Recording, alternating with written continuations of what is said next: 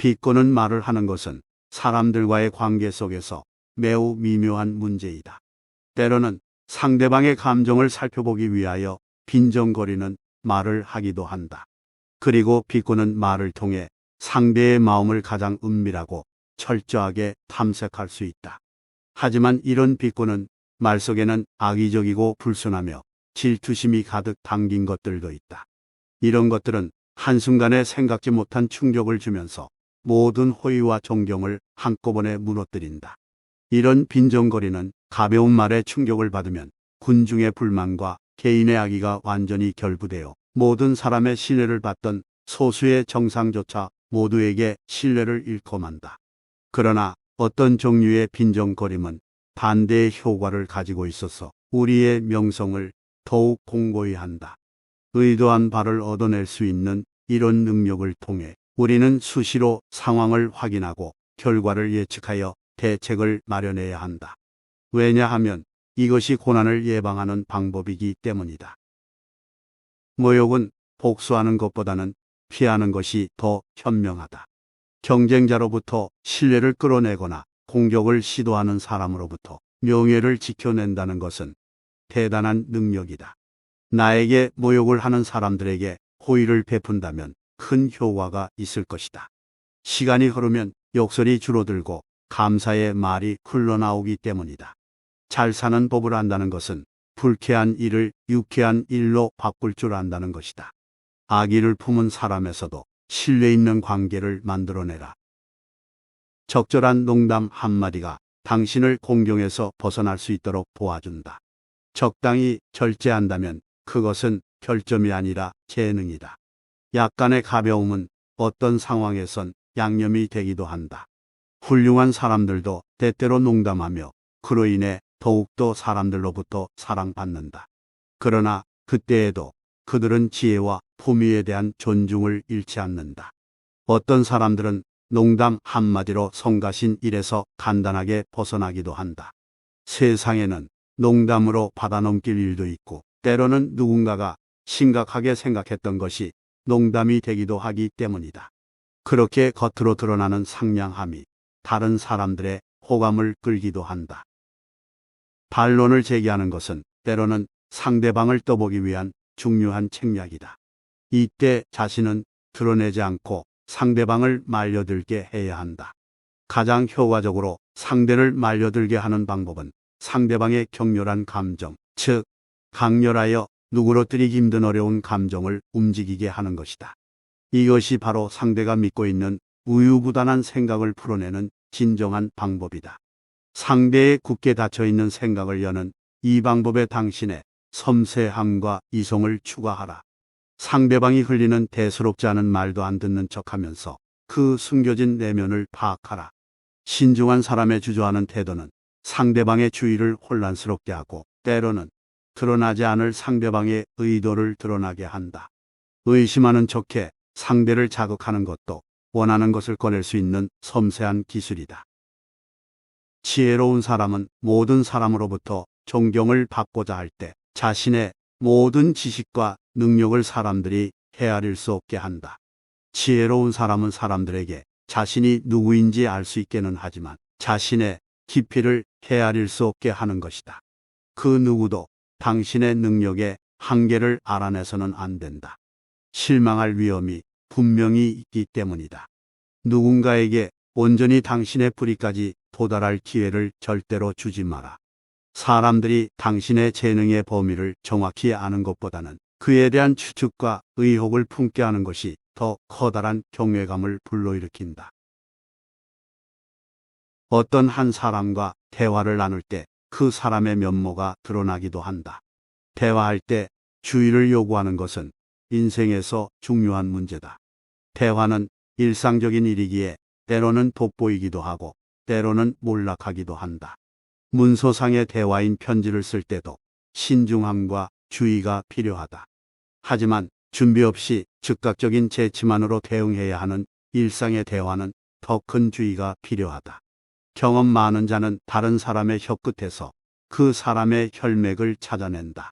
그래서 소크라테스는 이렇게 말했다. 말하라. 그러면 내가 너를 볼 것이다. 어떤 사람들은 아무런 기술이 필요 없는 것이 바로 대화의 기술이라고 말한다. 대화는 그저 입고 있는 옷처럼 느슨하고 편안하면 된다는 것이다. 하지만 친한 친구들 사이의 대화라면 그럴 수도 있다. 그러나 중요한 사람들과의 대화는 자신이 말하려는 내용이 분명하고 명확해야 한다. 그러기 위해서는 상대방의 기분이나 감각에 적응하여야 한다. 상대방의 말을 비판하려 해서도 안 된다. 그렇게 되면 모든 이가 당신과의 대화를 피할 것이다. 대화에서는 달변보다 사려 깊음이 더 중요하다. 불평과 하소연은 항상 우리의 명성을 손상시킨다. 다른 사람의 열정에 자신의 대담함을 불어넣는 것이 동정으로 위안을 구하는 것보다 더 낫다. 자신의 하소연을 들어주는 자가 평탄한 길을 만들어주게 되면 그 길에 첫 번째로 찾아오는 것은 모욕이고 두 번째는 변명일 것이다. 어떤 사람들은 부당한 대우를 한탄함으로써 새로운 부당함을 일으키고 도움과 위안을 구하려다 경멸까지 불러일으킨다. 그러므로 사려 깊은 자는 자신의 부당함이나 실수를 다른 사람에게 절대 알리지 않는다. 자신이 받는 존경에 대해서도 마찬가지다. 사려 깊은 사람들은 우아하고 품위 있는 다독으로 무장되어 있으며 교양 있는 방식으로 시대를 풍미하는 모든 것에 대해 충분한 지식을 갖고 있다. 그들은 재치 있는 언변과 고상한 행동을 현명하게 비축해 두었다가 적절한 시기에 사용할 줄 안다. 좋은 충고는 진지한 가르침보다 재치 있는 말로 더 잘 전달된다. 그리고 대학의 학문이 자유의 정신에 근거하고 있다고 해도 어려운 대학 공부보다 알기 쉬운 교훈이 많은 사람에게 더 큰 도움이 된다. 표현의 기술에 있어서 단순히 이야기를 명확하게 하는 것뿐 아니라 생생하게 하는 것도 필요하다. 이야기를 듣는 사람에게 듣는 즐거움을 선사해주는 사람들이 있다. 그러나 그러기 위해서는 노력이 필요하다. 명확하지 않으면 그 사람의 정신에서부터 생각과 결의가 제대로 세상 밖으로 나올 수 없다. 어떤 사람들은 이해력의 그릇에 많은 것을 담아놓고도 적은 것밖에 내놓지 못한다. 어떤 사람들은 생각하는 것보다 더 많은 말을 한다. 지성은 의지가 결정한 것을 표현한다. 두 가지 다 큰 장점이 있다. 명확하고 사실적인 표현을 할 수 있는 두뇌는 찬사를 받는다. 그러나 가끔은 혼란스러운 두뇌도 존경을 받는다. 그건 아무도 그의 말을 이해하지 못하기 때문이다. 그러므로 평범함을 피하기 위해 모호함을 유지하는 것도 좋다. 자기가 하는 말 속에 아무 생각도 들어있지 않다면 듣는 자가 어떻게 이해할 수 있겠는가? 우리의 귀는 진실의 견문이자 거짓의 대문이다. 진실은 대부분 눈으로 볼 수 있고 귀로 듣는 것은 극히 드문 일이다. 진실이 왜곡되지 않고 순수하게 우리에게 도달하는 경우는 거의 없다. 길이 멀면 더욱 그렇다. 진실은 우리에게 다가오는 동안 언제나 누군가의 감정에 혼합물과 섞인다. 전달하는 사람의 열정이 손에 닿는 모든 것을 자신의 색으로 칠해버린다. 어떤 때는 호의적인 색으로, 어떤 때는 악의적인 색으로, 그 색은 항상 어떤 인상을 준다. 그러므로 칭찬하는 사람에겐 조심스레 귀를 기울이고 질책하는 사람에겐 더욱 조심히 귀를 기울여라. 바로 이 점에서 우리의 모든 주의력이 필요하다. 이것은 전달하는 자의 의도를 밝혀내어 그가 몇 단계를 앞설지를 미리 알기 위함이다. 현명한 심사숙고는 과장과 거짓의 탐지기라고 하지 않는가. 자신에 관한 이야기는 다음의 둘 중 하나다. 자화자찬이거나 아니면 자기학대이다. 자화자찬은 허영이 가득함을, 자기학대는 소심함을 보여준다. 이것은 말하는 자신을 어리석음에 빠뜨리거나 듣는 사람을 고통스럽게 만든다.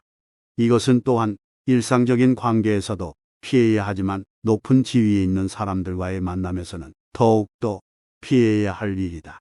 자신의 무분별을 조금만 내비쳐도 사람들은 그를 어리석은 사람으로 여긴다. 아첨이나 비난, 둘 중 하나에 부딪힐 위험은 항상 존재하는 것이기에 현명한 자도 다른 사람 앞에서 이야기할 때 똑같은 잘못을 범할 수 있다.